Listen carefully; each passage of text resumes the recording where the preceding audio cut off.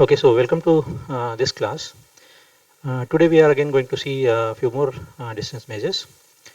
One of the distance measure that we are going to see is the Mahalanobis distance, and the another one is histogram intersection.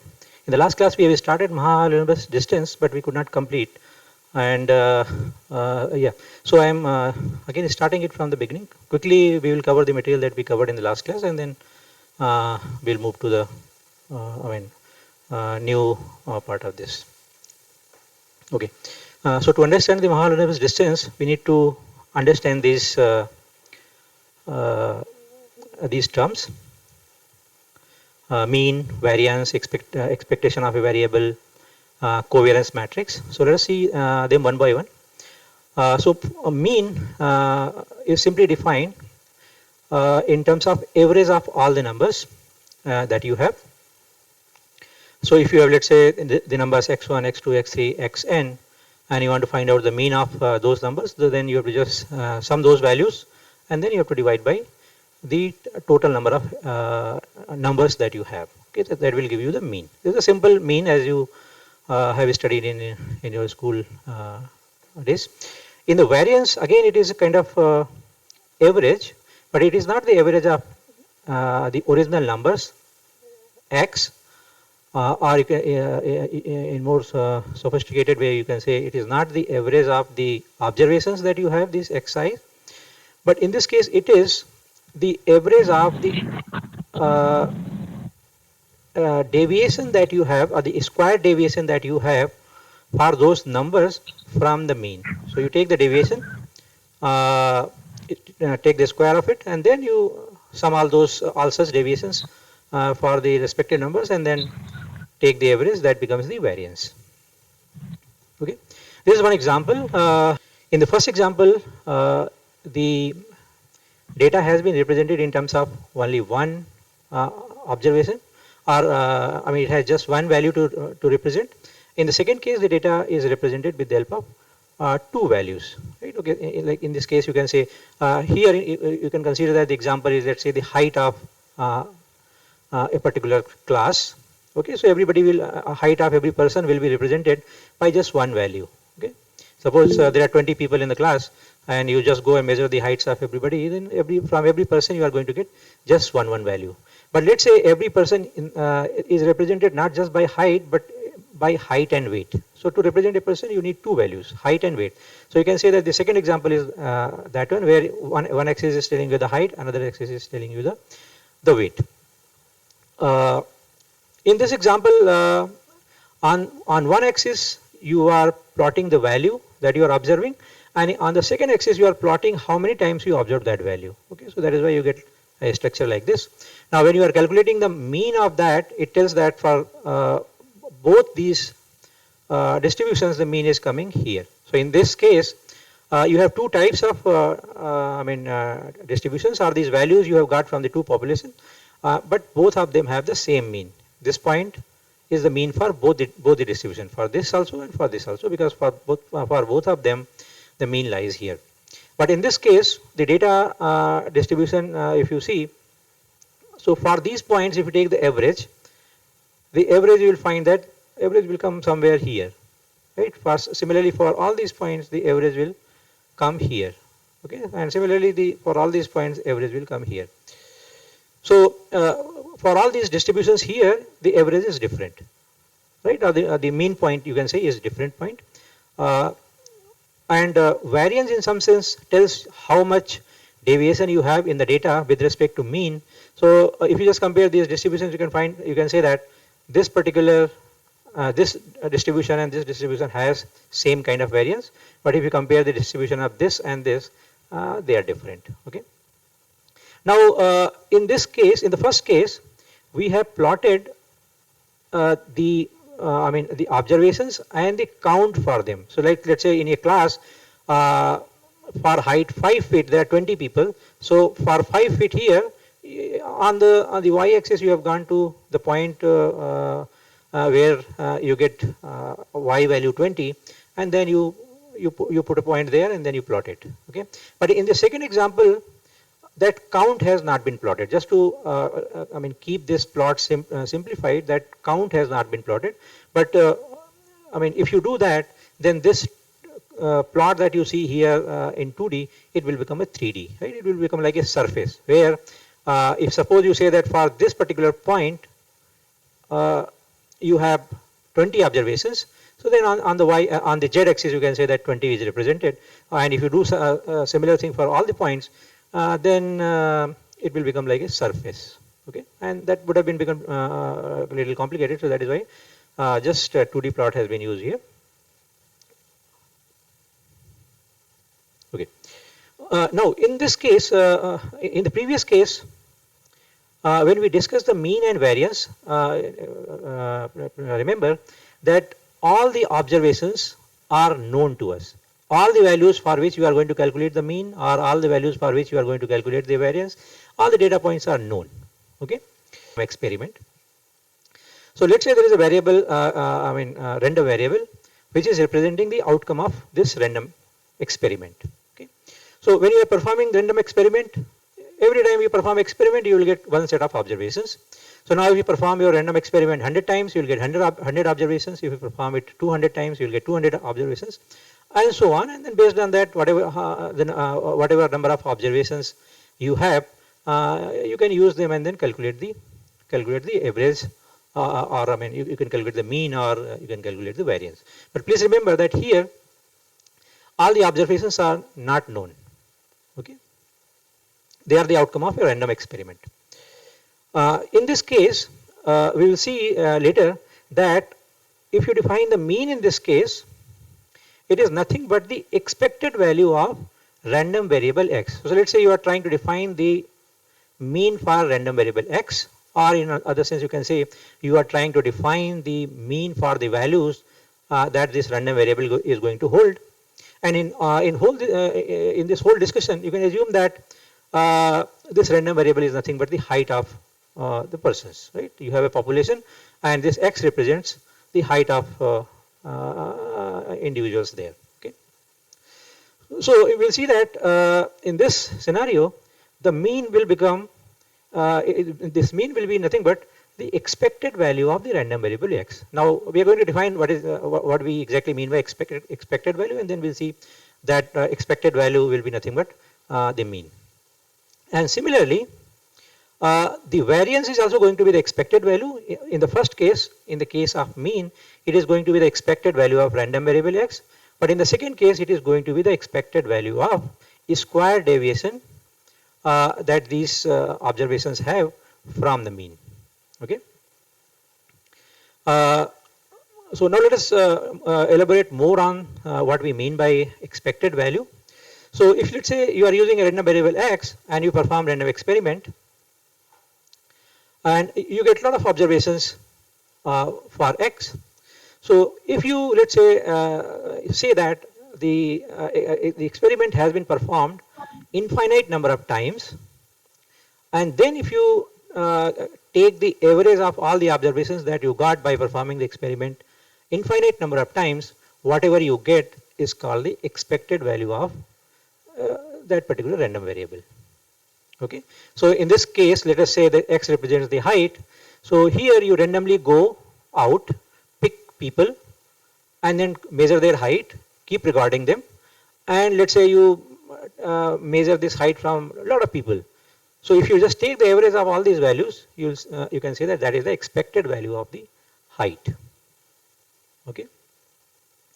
We will see that this expected value will be nothing but the weighted average of all the observations that you are going to have, where this weight will define the probability of a particular value that you can have for an observation. Okay. And in probability and statistics, normally whether we say mean or expected value, it will actually mean expected value only, because we are going to use probability to define them. So these names will be actually used interchangeably. So now let us define the expectation more precisely. So let us assume that again you have the random variable x, and this random variable x holds value x1. That means this x has or X gets observation X1 with probability P1. The probability that it will get value X2 is P2. Similarly, the probability that it, let's say in general it gets Xk value is Pk. So given these values, the expectation of X is defined like this, where you are multiplying a value Xi by its probability Pi, and you are summing all those products, and then whatever you get, that becomes the expected value of X. Okay. Here we are assuming that for every observation, the probability is given, right? So what is the probability that the value for random variable X will be X1? It is given. It is known that it is going to be P1. Okay. So here we'll see that in this case, mean is going to be equal to the expected value. So whatever expected value you are going to get here, that will be nothing but the mean. You can say mean. And similarly, the variance, it is again going to be expected value, but this expected value is not from the observed values, but it is the expected value of the squared deviation that you have for every observed value from the mean. Okay. Now let us just try to understand this with the help of an example. So let us say this variable X that we are assuming here, we perform a random experiment. And let us say that whatever you are going to see as an outcome for X, that is going to come from this range, X1, X2, X3 and so on. So this basically means that X can take either value X1 or X can take value X2 or X can take X3 and so on. Right? For example, in case of our, if you assume that this X is representing height of persons, then you can say that height is going to be somewhere in between. Let's say if it is the height of the adults, so you can say, safely that it is going to be, let's say, between 2 feet to 8 feet. So you know the range in which the values are going to lie. Now, what value this random variable X is going to hold, that we are going to get from a random experiment. Okay. So now let us say you perform this random experiment and you find that when you perform this experiment, you find that this random variable X takes X1 height N1 number of times. Okay. X2, it takes value X2 N2 number of times. It takes value Xk Nk number of times, and let us say you have performed this experiment N times, right? If you relate it to the example of computing the heights of the people, so you have basically picked or you have gone around and you have picked N total persons, and let's say you can say that you found number of people having 5 feet height are N1, number of people who have, let's say, 6 feet height, they are N2, the number of people who have 4.5 height, let's say they are Nk, and so on like that. Okay. So these observations you have got. Now suppose this information is given to you that X1 is in your and let's say in this whole experiment, whatever heights you have got, or in a general case for this variable X, whatever the values you have got, let's say you have to take the average of all those values. So what you will do, whatever observations you have got, whatever the values you have got for X, you have to just sum them together and you have to divide it by the total value that you have, a total number of observations that you have. Okay. So to get that, you are saying that X1 has appeared N1 number of times, right? So you can say that from you have to sum this X1 N1 times, right? X1 plus X1 plus X1 N1 times. Similarly, X2 plus X2 plus X2 N2 times. So from X1, what you are going to get? You are going to get N1 X1. From X2, what are you going to get total? N2 X2, right? Because X2 is appearing N2 times, and so on.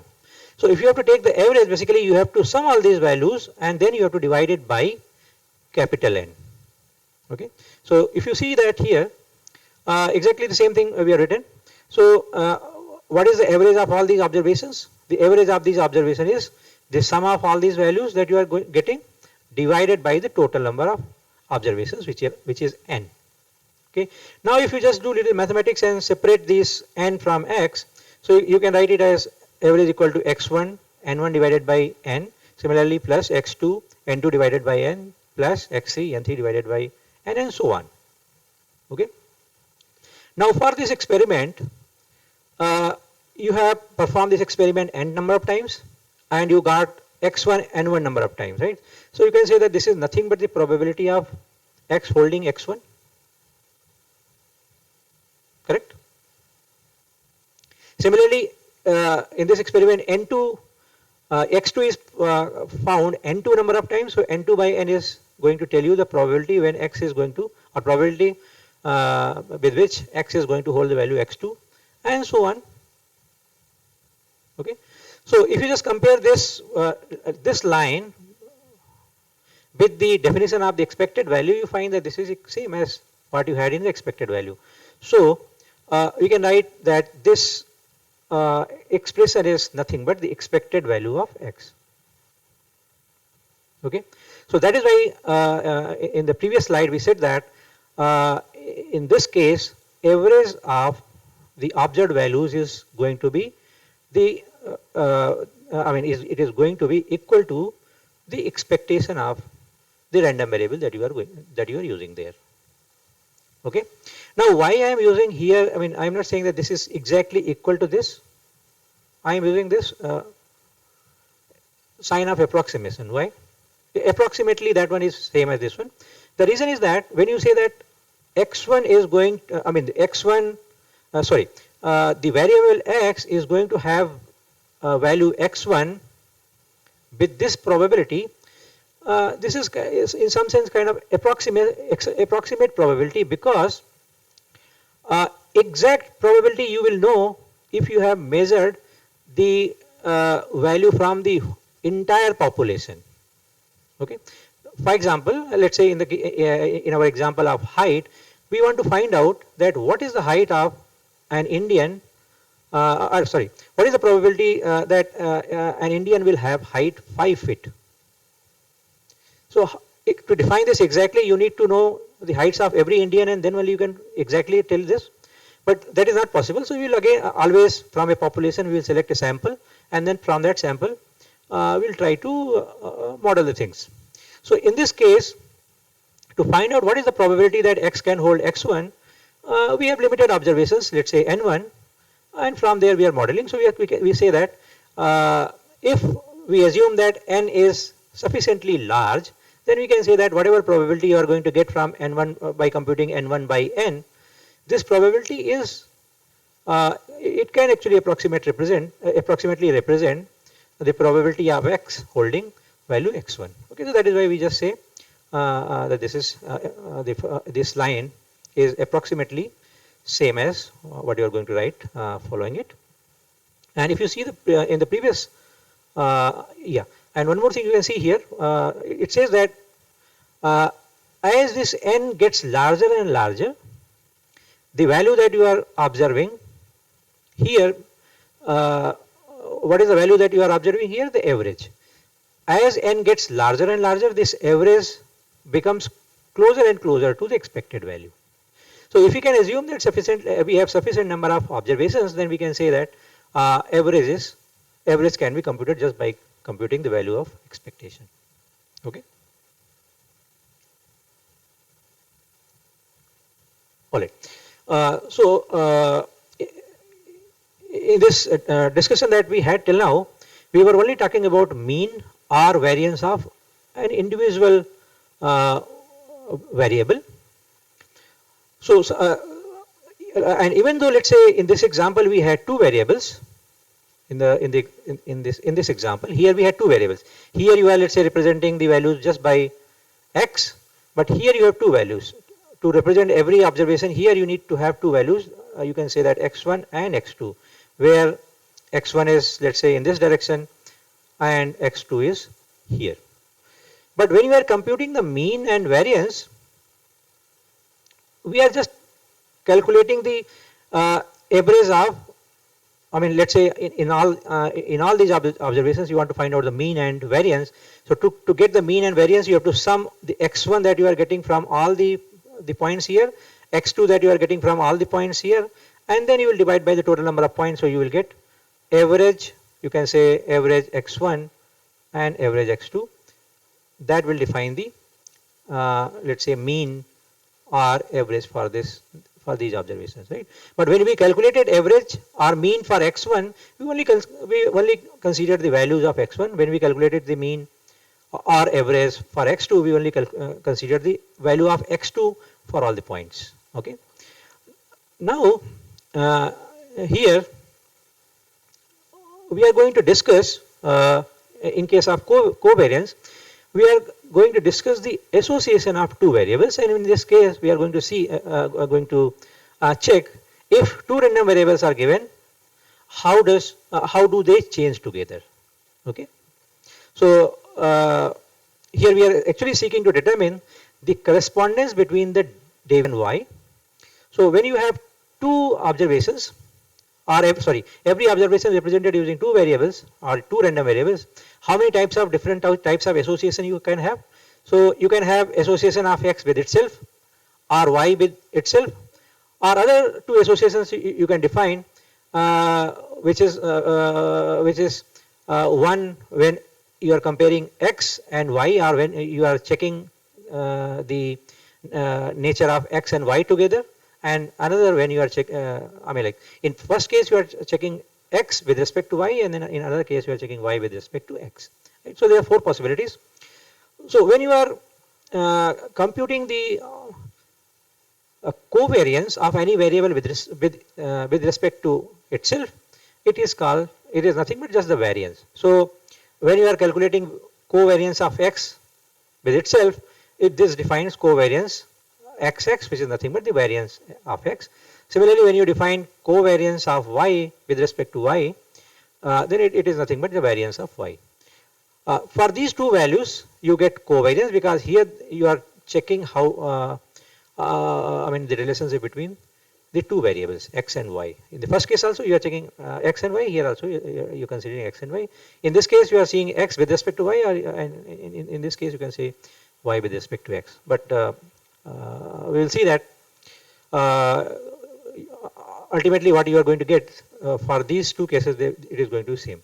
So this matrix, and if you put all these possible covariances in the form of matrix here, this matrix we call as covariance matrix. Okay, so if your feature vector is of size k, then this covariance matrix is going to be of size k cross k. Right? So if feature vectors have dimensions k, or you can say in these observations, every observation is represented using k random variables, then the variance is going to be, this covariance matrix is going to be of size k cross k. In general, if you say your vector or your observations are represented in terms of n random variable, then when you define the association, if you consider all the possibilities, you will find that you will get n square possibilities. So for such n square possibilities, if you frame a matrix, it will be an n cross n matrix. Okay, and for association between, or for covariance between x1 and x2, you can define the formula like this, as we did in the previous case. Similarly, you can define other covariances like covariance with of x2 and x3, covariance of x2 with x4, and so on. And if you just put all the possible covariances here, you are going to get a n cross n matrix. So if you see, you are going to have n cross n matrix here, where all the diagonal values in this matrix, they are covariance of a variable with respect to itself. So it is going to define the variance. But for other off diagonal elements, the covariance is defined for two variables. So that is, in some sense, you can say that a proper covariance. Okay. Now, if you just observe these values, let's say for example, in this case you have got n square values. In the previous example, you have got, if your vector was, let's say, here the number of random variables that you use was just 2, so the covariance matrix was 2 cross 2 matrix. So you had 4 values there. If you just observe these values, you will see 3 possibilities. One, that these individual values, I'm not talking about the matrix, these individual values, either they will be positive. So if any value is positive for a covariance, you can say that you have positive covariance there. Similarly, if that value is negative, we say that the covariance is negative.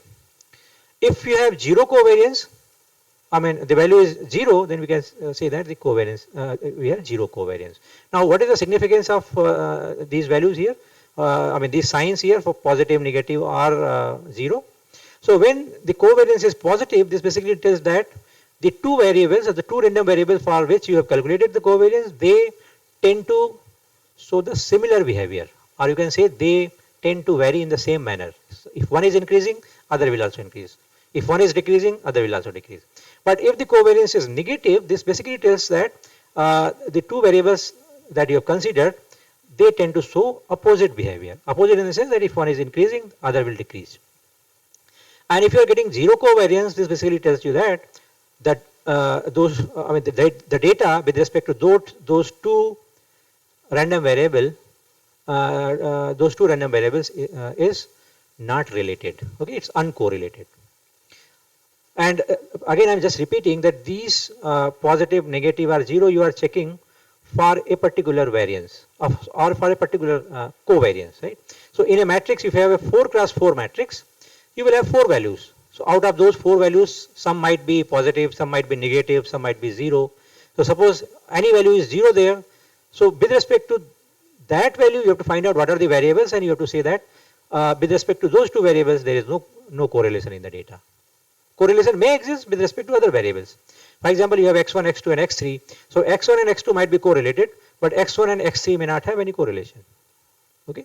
So when you are saying that covariance is 0, when you are saying that the data is uncorrelated, in that case you can say that the covariance is 0. Okay. How can you say that? If you just do this little mathematics, you can very easily derive it. So when you are saying that they are the variables are uncorrelated, that means x and suppose if you are talking about two variables x and y, if they are not correlated, they are uncorrelated, then you can say that x and y are independent. Okay. So if you define, let's say x and y are the two random variables with respect to which you are defining the covariance, so you will use this formula. This is the simple formula of the covariance.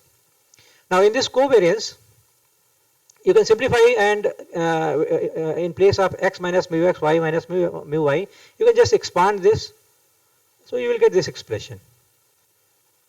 Okay. Now if you just distribute this expectation over this, then you can say that this is expectation of x y minus expectation of any constant is just that constant. Okay. So you can just take that out. So here this mu x or mu y, they are just a scalar value. There is some constant, right? So mu x and mu y you are just taking out. So here when you associate this e with y mu x comes out, so it becomes mu x ey, expectation of y minus from here from this term you get mu mu y expectation of x, and at the end you get plus mu x mu y. Okay. Now since you are saying that x and y are independent, you can write exy as expectation of xy as expectation of x into expectation of y minus mu x mu y. And what is expectation of x? This is nothing but mu x, and expectation of y is nothing but mu y. So you get mu x mu y minus mu x mu y, and this becomes 0.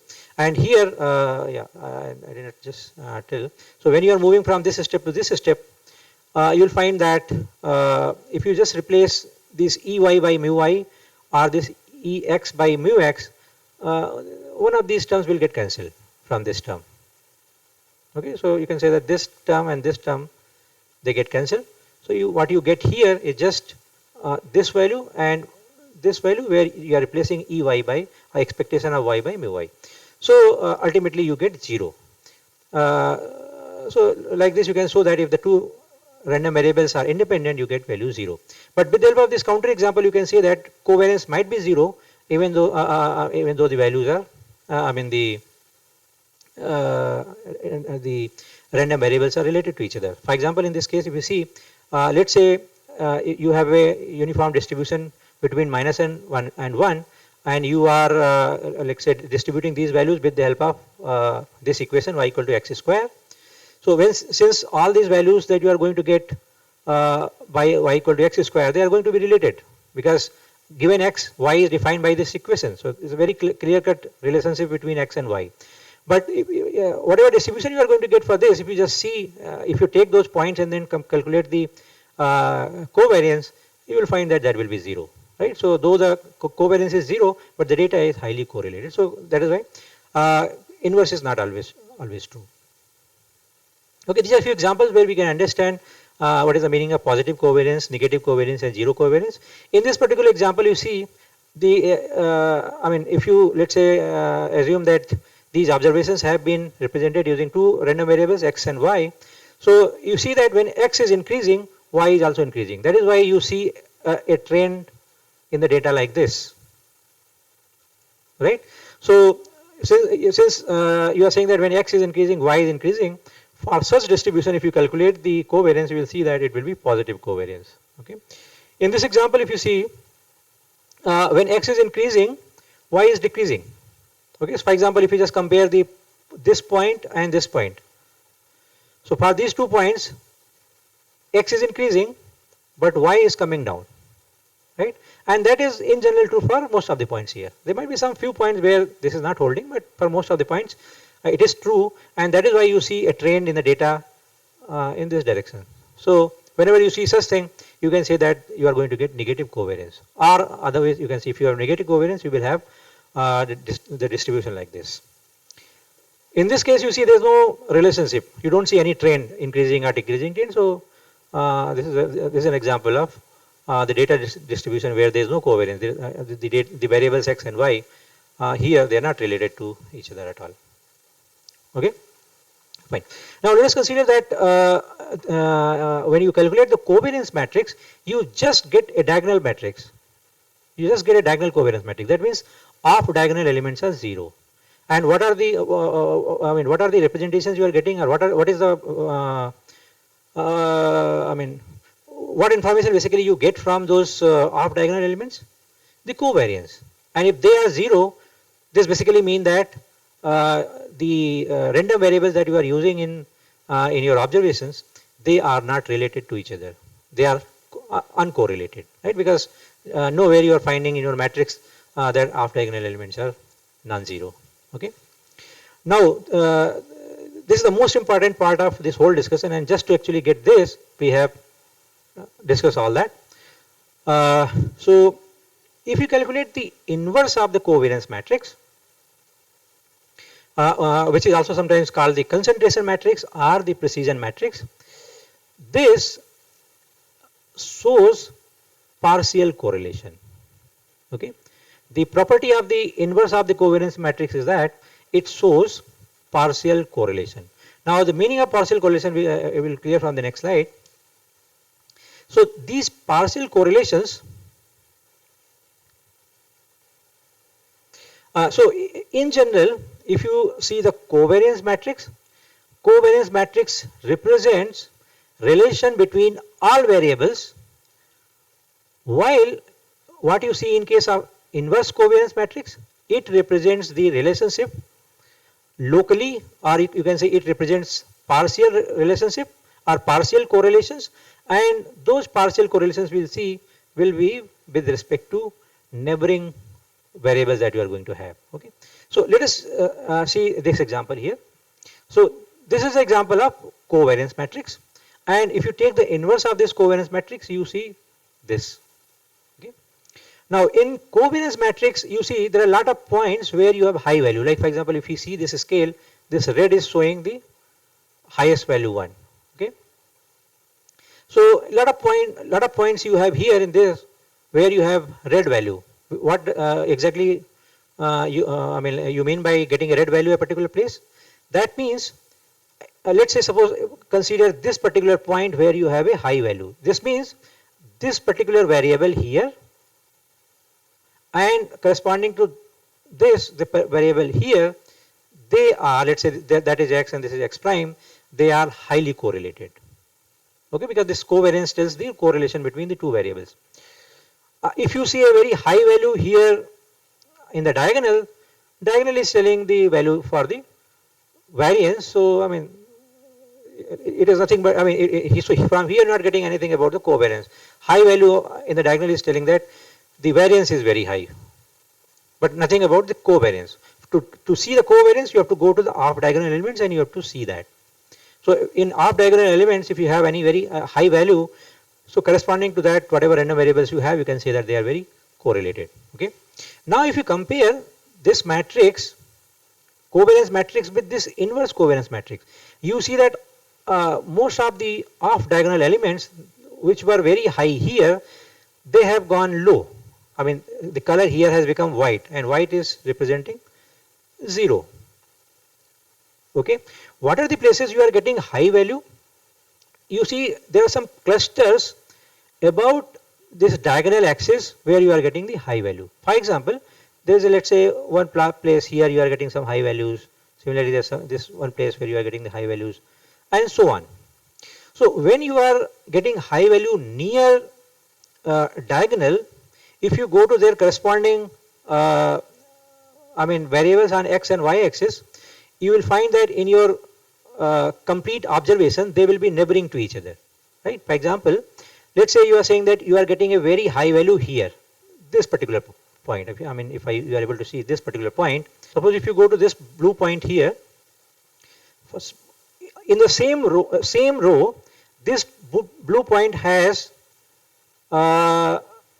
whatever observation you are going to have here, it is going to be same as, in terms of the value, this index x here and this index, or this index for the y here and the index y for here, they are going to be same, right? Suppose let's say this is, I say this is y4, let's say. So this is also going to be x4 here, because in, sorry, okay, or sorry, so we should actually say x4 only, because this is exactly same value. So if this is x4, this is also going to be x4. Okay, but if you just deviate from this column little bit, 1 or 2 columns down or 1 or 2 columns up, whatever you are going to get is going to be very near to what you have here. So for example, if this is x4, this is going to be, let's say you have moved 2 points this side, so this is going to be x2, right? If this is x4, the next is going to be x3, and this is going to be x2. Okay, so this particular point is telling you the relationship between x2 and x4 in some sense, you can say, right? So what is the relationship between x2 and x4? You can say that they are close to each other. But if you see any value, let's say here, in this case, whatever variable index you have here and whatever variable index you have here, they will be very different. Because let's say you start counting from here, so you just count 1, 2, 3, 4. So after 4, you just get this point. But if you have to come in this axis and trying to, let's say you try to find out the index for this, it will be very high as compared to this value, right? So in summary, what I'm trying to say is that as you move away from the diagonal, whatever you get by using the off diagonal elements, that is the relationship between the two variables, but those two variables are going to be very far from each other in your overall observation vector. But if you are finding if you see the observations close to diagonal, the two variables are going to be in your feature vector, they are going to be or in your observation vector, they are going to be close to each other. Okay, so let me just summarize. So whatever information you are going to get from inverse of the covariance matrix, in this case, the relationship that you are going to get or the correlation that you are going to get, that is with respect to the neighboring or neighboring variables, neighboring random variables, or the random variables which are close to each other. They may not be exact neighbor to each other, but they are close to each other, right? So any value if you take here, in that case you may find that x3 is related to x4 and x5. Similarly, let's say x10 might be related to x11 or x8 or x9 and so on. Okay, so I'm just again comparing the covariance and inverse of the covariance. In covariance, you get the relationship between any two given variables, right? Whether they are close to each other, they are far apart. But in case of inverse covariance, whatever correlation you are going to get here, that is going to be only high if the variables are, the random variables in your observation vector, they are neighboring to each other or they are close to each other. Okay.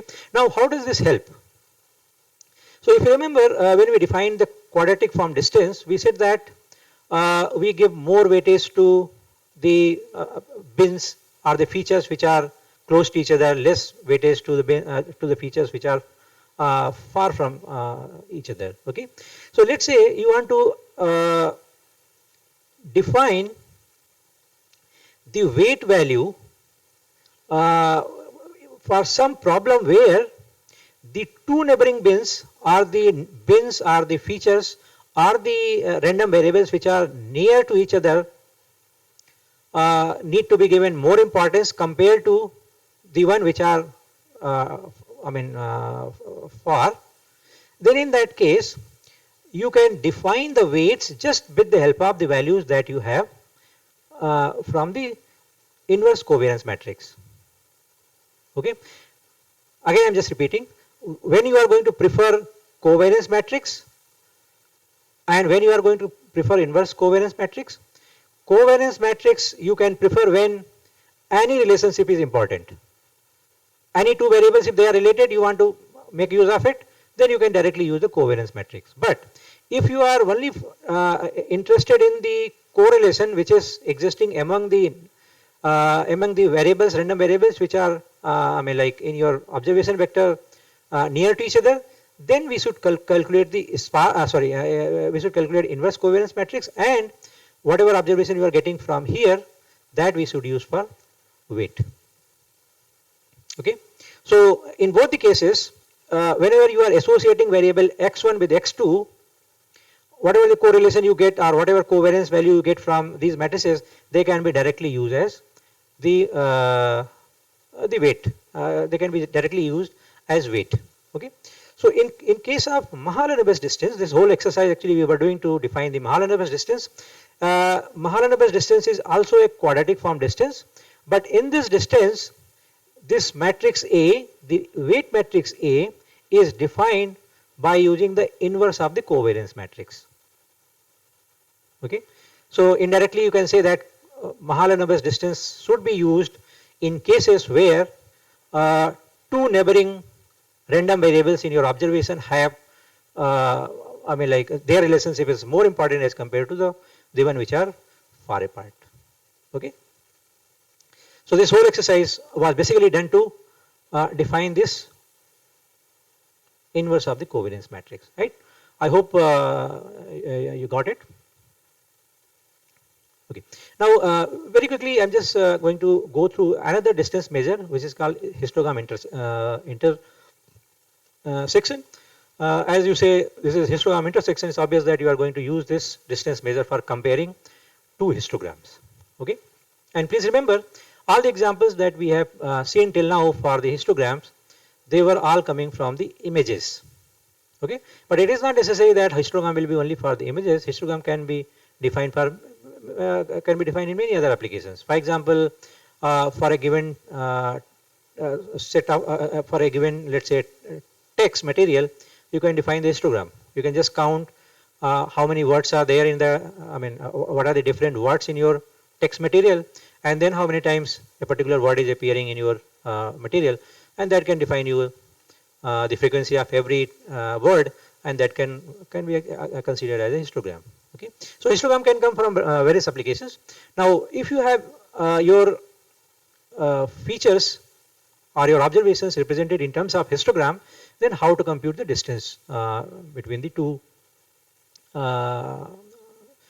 feature vectors or two observations. For that we can use histogram intersection. Okay. How do we define histogram intersection? So this is the formula for defining the histogram intersection. And once we get this intersection, the value for the histogram intersection that you get on the right side, then that can be used as a distance. between the two histograms H1 and H2. So here when you say that you have histogram H1, this basically means that you have histogram H1 defined with the help of some bins. Let us say for simple case you have 4 bins. So histogram H1 is defined using 4 bins, and similarly you have histogram H2, and this is also defined using 4 bins. Always whenever you are comparing two histograms, you will have the same number of bins. Okay. Now when you are saying that you calculate the minimum of H1 and H2, this means take the first bin from here, and then get the minimum. Similarly, take the second bin from here, and take the minimum. Third bin from here, and take the minimum, and so on. And whatever the minimum that you are getting by comparing these corresponding bins, you just sum them together and divide it by sigma H1. What is sigma H1? This is nothing but the sum of all these bins. So if you divide by that, then it gives you the histogram intersection for H1, H2.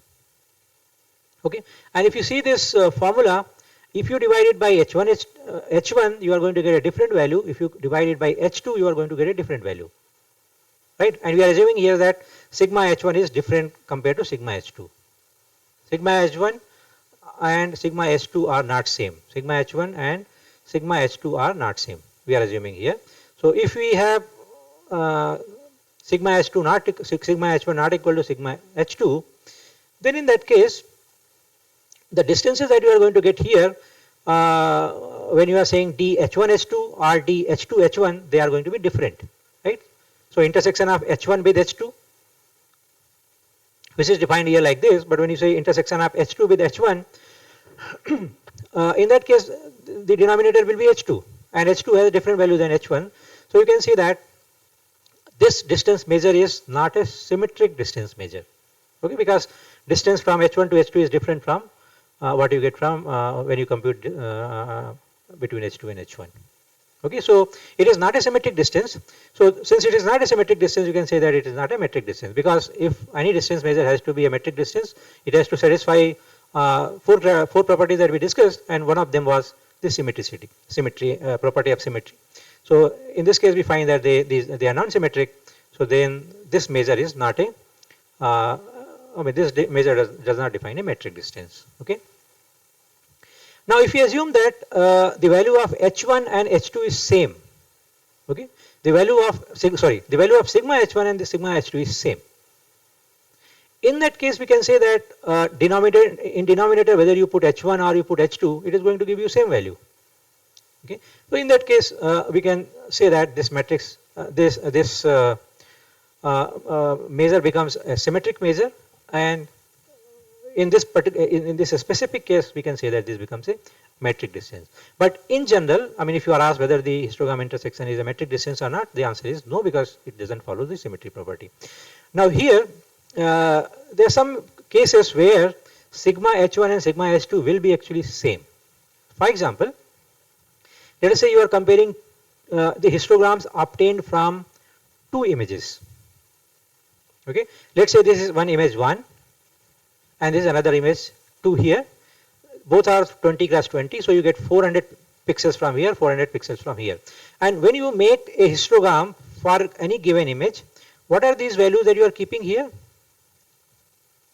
In an image histogram, basically these bin 1, bin 2, bin 3, they are going to represent a particular gray value. So when you are saying that this is 50, the number of pixels in your image 1 which have the gray value represented by bin 1, they are total 50. Right? Let us say this bin 1, bin 2, bin 3, they represent grayscale 1, grayscale 2, grayscale 3, grayscale 4, and so on. So if you are saying 50 here, that means there are 50 pixels here which are having value gray value as 1. If you are saying 30 here, this means in your image 1 there are 30 pixels which are having gray value 2, and so on. Similarly for the H2. So if you just sum the total values of all these bins, what are you going to get? The total number of pixels, because out of the total number of pixels you are saying that some are having value 50, some of them are having value 1, some of them are having value 2, and so on, right? So if you sum all these values, this is nothing but the total number of pixels. So if you compute sigma H1, this is just 400 because you have total 400 pixels in your image. Similarly for H2, H2 also is a 20 cross 20 image. So there also there are total 400 pixels. So if you just sum all these values that you have in these different bins, the total is going to be again 400. So in this case, and this 400 and this 400 is nothing but sigma H1 and sigma H2 respectively. So in this case, sigma H1 and sigma H2 are same. So when sigma H1 and sigma H2 are same, then in your distance measure, whether you put H1 here or you put H2 here, it is going to be same. Okay. Now if you just analyze this formula a little bit, you will find that in the extreme cases, either this value will become 0 or this value will become 1. So when the two the two histogram that you are matching, or you are calculating the intersection, those histograms, if they completely overlap, then you will find that whatever you are going to get from the denominator and whatever you have in the numerator, they will be same. So then you can have value 1 from the second term, so this will be 1 minus 1, 0. And if you find that a case where there is no overlap between the two given histograms, you will see that here you will find value 0 and 0 divided by anything will be 0, so the distance will be 1. Okay. And similarly you can think about this case also in the very first case that we discussed. Now the last case let us discuss, and then we'll close this class. So in the third case, let me just again reiterate. So whatever first case we discussed, this was a generic case. Here we were comparing any two histograms. So these histograms can come from any field. They might be the histograms obtained from text or from images or from any other application. In this case, we are putting a restriction that sigma H1 and sigma H2 are same. So one of the example or one of the case where they will be same is the case where we are comparing the two images of same size. Right? If any other scenario is there where H1 and H2 can be, sigma H1 and sigma H2 can be same, there also you can apply this. But one of the example where or one of the application where they will be same is the application where you are comparing two images of same size. Okay. Now there is a third case where you are comparing two histograms which are normalized histogram, and this basically means that every histogram value in your bins has been divided by the total number of has been divided by the total sum of all the bins, right? So for example, in this let's say you have 4 value here, 5 value here, 8 here, 2 here. These are the this is your original H1 prime, let's say, and from this if you are, let's say, getting H1 which is a normalized histogram, then this will be nothing but this whole thing, this whole vector divided by the total sum of all these bins, which basically mean you have 5 9 plus 8 17 19, right? So total value is 19, so this value will be 4 by 19. Sorry, this is going to be 4 by 19, this is going to be 5 by 19, and so on. So in this case, if you just calculate, and so on, you can calculate. Now in this case, if you calculate sigma H1, what is the value you are going to get? Very clearly you can say that this is going to be 1, because if you just sum these values, denominator is same for all of them, and if you sum the numerator, that is the sum of all these bins. So numerator and denominator is going to be same when you are calculating sigma H1, so this is going to be 1. And similarly, if let's say the H2 is also a normalized histogram, so then sigma H2 is also going to be 1. Okay, so sigma H2 and sigma H1, if they are going to be 1, then there is no meaning of putting the denominator. You can remove that. So your histogram intersection can be very like in a simplified way, it can be defined using this formula where it is just 1 minus sigma min of H1 and H2. Okay, and if you see this carefully, again you can just say that this is a symmetric it just defines a symmetric distance measure, because whether you say d of h1 h2 or you say d of h2 h1, it is going to be minimum of h1 and h2, which is going to be same. So this is again a symmetric distance, and so in this case also the distance measure that you are going to get will be a metric distance measure. But again, please remember that this is a specific case. Okay, this is one example where there are two histograms given. They are looking like a very continuous here, because there are a lot of bins here and you have a lot of observations. So when the histogram is when the intersection between them is calculated, you get 0.66 value. And whenever you are matching two histograms using the intersection, you can just put a threshold and say if the matching threshold is more than this, then you can consider that both histograms are the same histogram. If they are less than a particular value, you can say that they are different histogram, and so on, right? So this one example where the two histograms are given and this defines the intersection. And in some sense, I mean, if you see this, intersection actually defines the overlapping area. Okay. This was one of the way to match the histogram. Previously also we have seen different ways of matching the histogram, if you remember.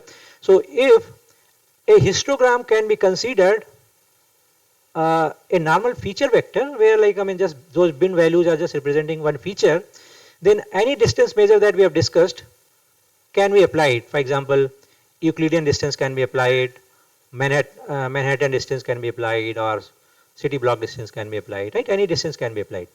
So if we assume that our histogram is just a normal feature vector, you can apply Euclidean distance or any other distance measure. Other distance measure that you can apply to compare the histogram is the histogram intersection that we just discussed. Okay. One of the distance measure that you can apply to compare the two histogram is this chi-square distance. We may not discuss this here, but this can be also used to compare the two histograms. Okay. Similarly, we have also discussed that quadratic form distance can be used to compare two histogram. Similarly, earth mover distance can be used to again compare two histograms. Bhattacharya distance is another distance measure which can be used to compare two histograms. Wherever I have put blue color here, those are the distance measures that we are going to discuss in this class. The other black one we may not discuss here, so if you have interest, you can just go through them at your spare time.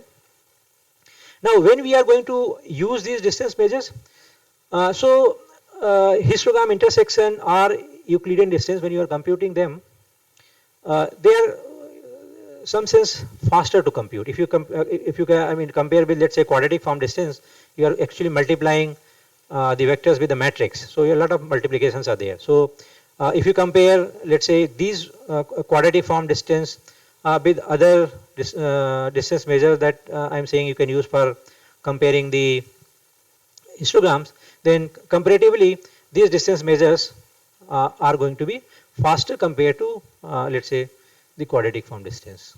Okay, but when you are going to prefer quadratic form distance, though it is a costly measure, but when you are going to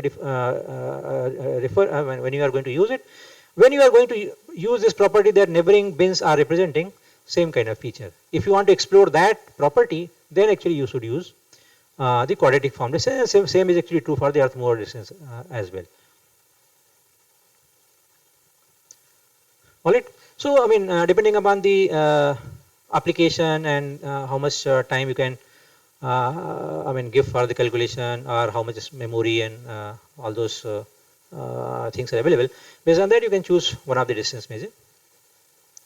I've just listed here few of the applications of histogram intersection, are the places where you can use histogram intersection. So one of the applications where you can use histogram intersection is to compute the image similarity. If the two images are given, and if you find that if you just compute their histograms and you find that their histograms are highly overlapping, then you can say that those images are same images, right? So to compute the image similarity, you can use this distance measure, and if you can calculate the image similarity using histogram intersection, then you can use it for image retrieval or for content based image retrieval, where you are basically searching the images based on its content, which is nothing but the color. One of the content of the image is color, right, which we are exploring here. Other way the content can be also defined, like using the texture and other things, but here in this case, let's say the content is defined with the help of the pixel color. So if you have the histograms, with the help of those histograms, actually you can find out whether the two images are same or not. For example, here, if you have, let's say this is the test image, and you have to compare this test image with these three images. This is the one image given in the database. This is another image given in the database. This is the third image given in the database. Now, if you compare the histogram of the first image with these all three images, very easily you can say that these two images are going to be same as the first one, but this fourth image is very different from the previous. It's very different from this test image, because the the histogram that you will see for this image will be very, very different from the histogram that you are going to have for the first image, right? So, but again, you may say that suppose you have to differentiate between this image and this image. All right. In that case, you may see that histogram intersection may not be a very good way to differentiate them. But there also you can use histogram intersection to reduce your search space. First, based on histogram intersection, you can search your database and you can find out the similar images, and then maybe you can use some other criteria, more sophisticated criteria to match the images, right? So if you, let's say you have in your database you have 1,000 images, by just performing the histogram intersection, maybe you can reduce your search space from 1,000 to 100, and then you can have a very another sophisticated matching scheme to like finalize your matches. Okay.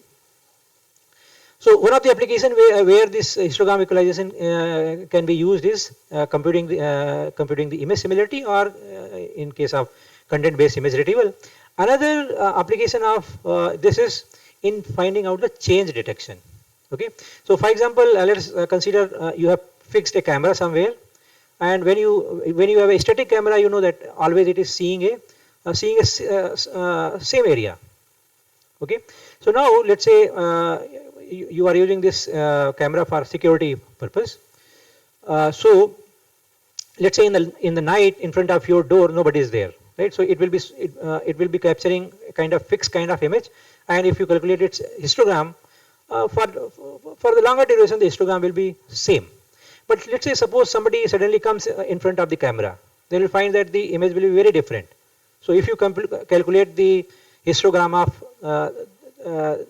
those captured images, you will find that these histogram that you are getting now when the person is there in the frames, this will be very different from the histogram that you had when the person was not in the frame and your camera was capturing some kind of static picture, right? So in such scenarios, you can use this change detection, like where you have one distribution and later you get a second distribution because of some changes. You can compare those distributions and you can find out whether there is any change in those two distributions or not. Okay, so these were two applications where you can use histogram intersection. There are several other applications where you can use this. So with this, let us conclude this lecture. In the next class, we will see a few more distance measures that are left, and then we'll move to the new topic.